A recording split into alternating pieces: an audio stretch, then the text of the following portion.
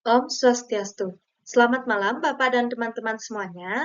Baik, di sini saya akan mempresentasikan proposal studi kelayakan bisnis yang berjudul Satu Rasa Kopi. Yang disusun oleh saya sendiri, yaitu Nikade Murtiani, NIM 230262010279.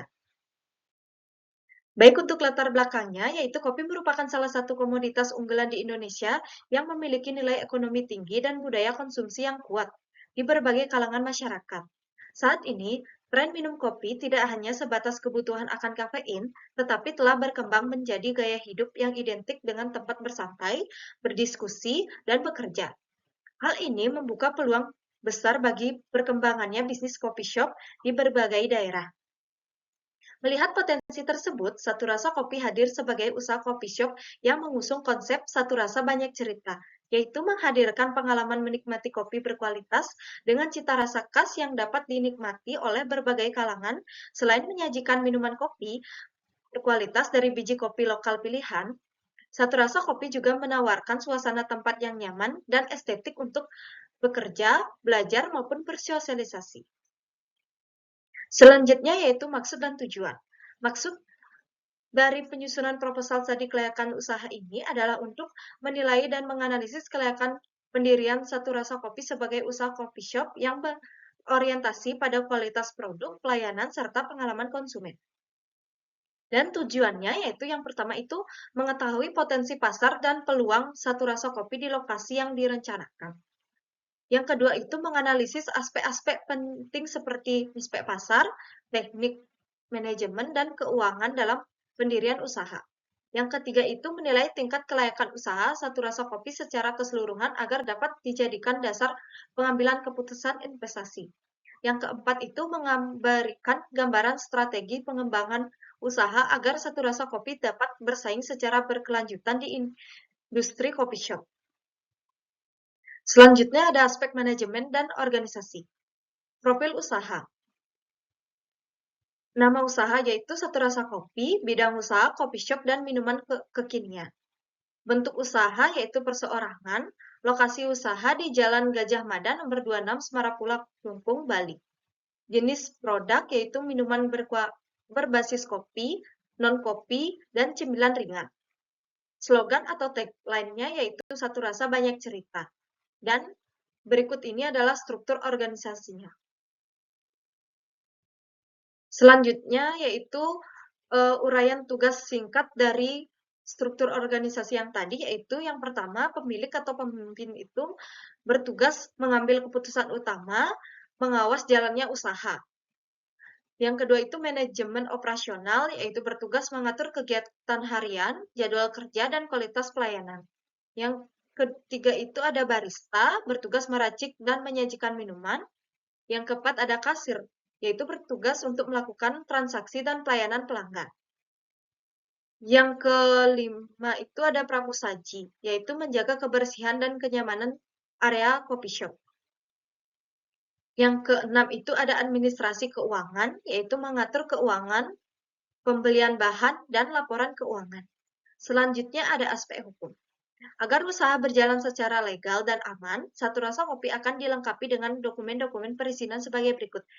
Yang pertama itu surat izin usaha perdagangan, dan yang kedua itu nomor induk berusaha, yang ketiga tanda daftar usaha pariwisata, yang keempat itu nomor pokok wajib pajak, yang kelima surat keterangan domisili usaha, yang keenam izin lingkungan dari pemerintah daerah setempat. Nah, jadi semua izin ini bertujuan untuk memastikan bahwa usaha beroperasi secara resmi dan sesuai dengan peraturan pemerintah. Selanjutnya, yaitu aspek pasar dan pemasaran, yaitu gambar umum pasar. Tren konsumsi kopi di Indonesia terus meningkat, terutama di kalangan anak muda dan pekerja kantoran. Kopi shop kini menjadi tempat populer untuk bersosialisasi maupun bekerja. Pasar utama Satu Rasa Kopi adalah kalangan pelajar, mahasiswa, dan pekerja yang berusia dari 17 sampai 35 tahun yang menyukai suasana santai namun produktif. Selanjutnya ada permintaan. Permintaan terhadap minuman kopi terus meningkat seiring dengan meningkatnya kesadaran masyarakat terhadap kualitas dan cita rasa kopi lokal. Berdasarkan observasi di sekitar lokasi usaha, banyak masyarakat yang mencari tempat nongkrong dengan harga terjangkau namun memiliki kualitas dan suasana nyaman. Hal ini menjadi peluang besar bagi satu rasa kopi untuk memenuhi kebutuhan tersebut. Selanjutnya yaitu strategi pemasaran. Strategi pemasaran yang digunakan oleh satu rasa kopi meliputi yang pertama itu promosi online melalui media sosial seperti Instagram, TikTok, dan Google Maps. Yang kedua itu promosi offline, diskon pembukaan, program buy one get one, dan kerjasama dengan komunitas lokal. Yang ketiga itu branding, desain logo dan interior yang menarik, serta mencerminkan identitas satu rasa banyak cerita. Yang keempat itu ada layanan, fokus pada pelayanan cepat, ramah, dan kualitas rasa yang konsisten. Baik, selanjutnya yaitu ada analisis pesaing. Di sekitar lokasi usaha terdapat beberapa pesaing seperti coffee shop, franchise, dan kedai lokal lainnya. Namun, satu rasa kopi memiliki keunggulan pada harga yang lebih terjangkau, cita rasa kopi lokal premium, tempat nyaman untuk belajar atau bekerja, dan pelayanan personal yang lebih ramah dan bersahabat. Selanjutnya itu aspek lingkungan dan AMDAL. Satu rasa kopi memperhatikan aspek lingkungan dengan menerapkan prinsip ramah lingkungan seperti yang pertama itu menggunakan bahan kemasan ramah lingkungan seperti cup kertas, sedotan bambu, dan yang kedua itu mengelola limbah cair dengan sistem saluran tertutup. Dan yang ketiga itu memisahkan sampah organik dan non-organik. Yang keempat itu meminimalkan penggunaan listrik dan air dengan peralatan hemat energi. Dengan demikian, usaha ini diharapkan tidak menimbulkan dampak negatif terhadap lingkungan sekitar. Selanjutnya yaitu ada aspek teknik dan teknologi. Yang pertama itu lokasi. Lokasi usaha dipilih di area strategis yang dekat dengan kampus, sekolah, atau perkantoran. Lokasi ini dinilai potensi karena memiliki lalu lintas manusia yang tinggi dan mudah diakses. Yang kedua itu peralatan. Peralatan utama yang dibutuhkan antara lain mesin espresso, grinder kopi, blender, alat seduh manual, lemari pendingin, meja, kursi, dan perlengkapan dapur, mesin kasir, dan sistem POS. Yang ketiga itu teknologi. Teknologi yang digunakan meliputi sistem pembayaran digital seperti QRIS, e-wallet, pencatatan transaksi digital, serta promosi berbasis media sosial untuk efisiensi operasional dan meningkatkan pelayanan pelanggan. Selanjutnya ada aspek sumber daya manusia. Jumlah tenaga kerja yang dibutuhkan adalah sekitar 6 orang dengan rincian yang pertama itu 1 manajer operasional, yang kedua 2 barista, yang ketiga itu 1 kasir, yang keempat 1 pramusaji, yang kelima itu 1 bagian keuangan atau administrasi. Karyawan akan diberikan pelatihan dasar tentang pelayanan, kebersihan, dan pengelolaan produk agar menjaga standar mutu dan kenyamanan pelanggan. Selanjutnya, aspek keuangan. Yang pertama itu ada modal awal, yaitu komponen sewa tempat 1 tahun itu estimasi biayanya itu 40 juta, renovasi dan interior itu estimasinya 25 juta, peralatan dan perlengkapan estimasi biayanya 30 juta, bahan baku awal itu 10 juta, gaji karyawan bulan pertama itu 12 juta, promosi dan perizinan itu 8 juta. Total modal awalnya sekitar 125 juta. Dan yang kedua itu aliran kas bersih.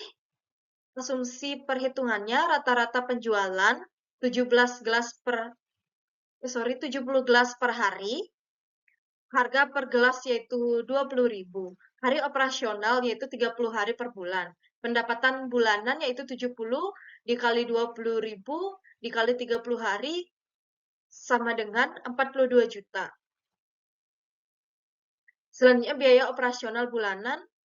Komponen biaya operasionalnya yaitu gaji karyawan, yaitu biayanya 12 juta, bahan baku rutin 8 juta, listrik, air, dan wifi itu 2 juta, transportasi dan logistik 1 juta, promosi rutin 1 juta, perawatan alat dan kebersihan 1 juta, jadi totalnya itu sekitar 25 juta.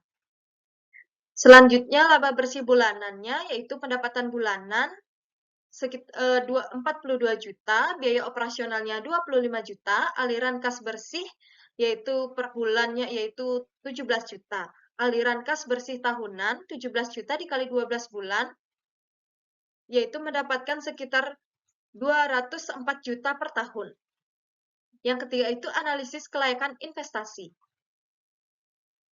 Yang pertama itu payback period, yaitu waktu balik modal. Modal awalnya itu 125 juta, laba bersih per bulannya itu 17 juta. Payback periodnya 125 juta dibagi 17 juta, yaitu mendapatkan hasil 7,35 bulan. Modal dapat kembali dalam waktu sekitar 7-8 bulan. Baik, selanjutnya itu analisis kelayakan investasi. Break-even point, yaitu biaya tetap dibagi 1 kurang biaya variabel dibagi penjualan. Asumsinya biaya tetap 15 juta, biaya variabel 10 juta, penjualan 42 juta. Yaitu perhitungannya dan mendapatkan hasil sekitar 19.685.000. Satu rasa kopi mencapai titik impas apabila mendapatkan pendapatan bulanan mencapai sekitar 19,7 juta. Nah, yang ketiga itu net present value. Asumsinya laba bersih per tahun yaitu 204 juta, umur proyek 3 tahun, tingkat diskontonya 10% per tahun, investasi awal yaitu 125 juta. Nah, jadi dari hasil perhitungannya mendapatkan hasil sejumlah 382.327.000, yaitu positif. Karena net present value-nya positif, maka usaha layak dijalankan secara finansial. Baik, selanjutnya yaitu kesimpulan dari proposal tadi, yaitu berdasarkan hasil analisis berbagai aspek studi kelayakan, satu rasa kopi dinyatakan layak untuk dijalankan. Usaha ini memiliki peluang pasar yang besar dengan tren konsumsi kopi yang terus meningkat, struktur manajemen yang efisien, lokasi strategis, serta strategi promosi digital menjadi faktor pendukung utama. Dari segi keuangan, dengan modal awal 125 juta dan laba bersih sekitar 17 juta per bulan, usaha ini diperkirakan mencapai titik impas dalam waktu kurang dari 1 tahun. Selain itu, komitmen terhadap lingkungan melalui penggunaan bahan ramah lingkungan menjadikan Satu Rasa Kopi tidak hanya menguntungkan secara finansial, tetapi juga berkelanjutan secara sosial dan ekologis. Baik, sekian dari presentasi saya. Jika ada salah kata, mohon dimaafkan. Sekian, terima kasih. Om Santi Santi. Selamat malam.